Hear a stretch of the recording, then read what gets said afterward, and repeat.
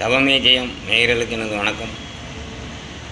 வாசி என்றும் மௌனம் என்றும் இரண்டு வித்தை, மகத்தான சாம்புவிக்கே சரியும் ரெண்டு. தேசி என்றால் யோகத்துக்கது வித்தை, திறமான மௌனம் என்றால் ஞான வித்தை. அப்போ ரெண்டு வித்தை இருக்குதுன்னு சொல்கிறார். யார்? கைலாய கம்பளி சாட்டை முனி நாயனார். வாசியோகம் என்றும் மௌனம் என்றும் இரண்டு வித்தை உள்ளது என்று கூறுவதை கவனியுங்கள். நாம் இரு கண்களை புருவ நெற்றியில் வைத்து கொண்டு வாசியோகத்தின் மூலம் யோகியாகி பின் மௌனத்தினால்தான் ஞானியாக முடியும். மௌனம் என்றால் மனதில் ஒன்றும் சிந்தனை செய்யாமல் அந்த பிரம்மத்தில் ஒன்றுவது. அப்போது சுவாசம் கூட ஒடுங்கிவிடும். பாரப்பா பரபிரம்மம் ஒளிவினாலே பத்தியே நரம்பு வழி பாயும் போது ஆரப்பா இரு கண்ணில் ஒளிவதாகி அண்டமெல்லாம் ஏகமாய் தெரியலாச்சு. எப்படி அண்டமெல்லாம் ஏகமாக தெரிஞ்சிருச்சான். காரப்பா நாம் என்ற விழுது வட்டம் கபாலத்தில் முக்கூராய் சுழுமுனையாச்சு. வீரப்பா காணும் நாக்குதான் வெற்றி பெற இனிமும்தான் கேளே. காகபூசன்ற சொல்கிறார். காகபூசன்ற கூறுவதை கவனியுங்கள். பரபிரம்ம ஒளியினை பற்றி கொள் என்று கூறுகிறார். அந்த ஒளி உன்னில் பாய்ந்தால் சுழுமுனை கூடி நீ பிரம்மத்தில் ஒன்றி விடுவாய். இதைத்தான் முன்னரே கூறினோம். பரபிரம்மம் உன்னில் புகாது, அதன் ஒளி உன்னில் ஊடுருவும். அந்த ஒளிக்கதிரை கொண்டுதான் நாம் நம்மை செம்மைப்படுத்த வேண்டும். சூடுதான் முட்டையை பொறிக்க வைக்கும். நெருப்பு பொறிக்க வைக்குமா?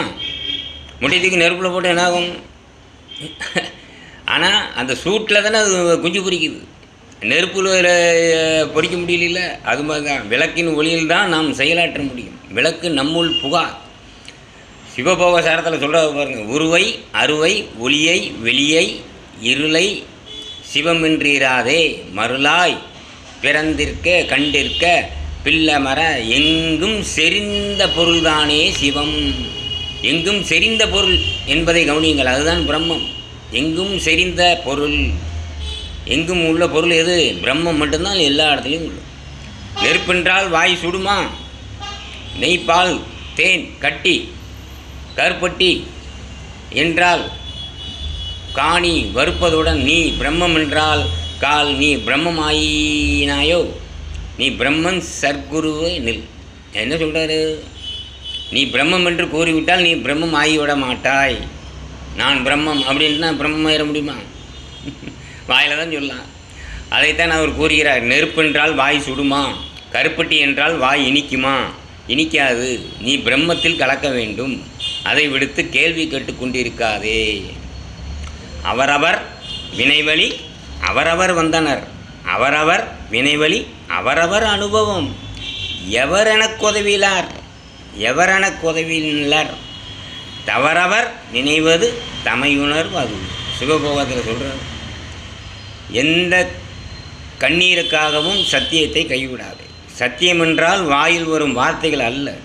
சத்தியம் அது நித்தியம். எது நித்தியம்? பிரம்மம் நித்தியம். ஒருபோதும் பிரம்மத்தை விட்டு விலகாதே. அதுதான் சத்தியமேவ ஜெயதே. புரியுதா?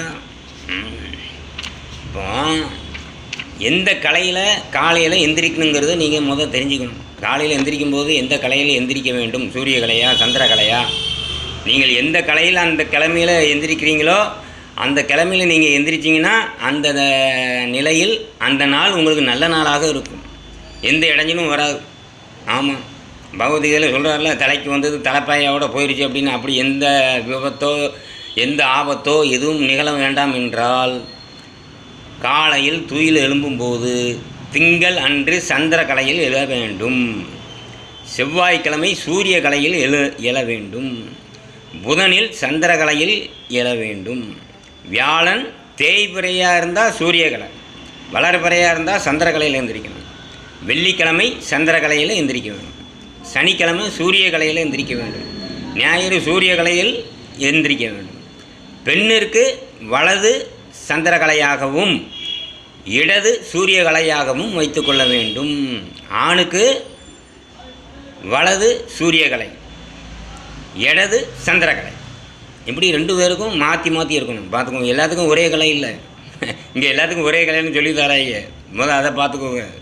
இடது சந்திரகலையாக பாவிக்க வேண்டும். இப்படி தினமும் சரியாக அந்தந்த கலையில் கடைபிடித்து வந்தால் நாம் அந்த நாள் முழுவதும் நன்மை தரும். இல்லையேல் பல தடங்கல்கள் வரும். அந்த நாள் முழுவதும் நன்மை தரும்.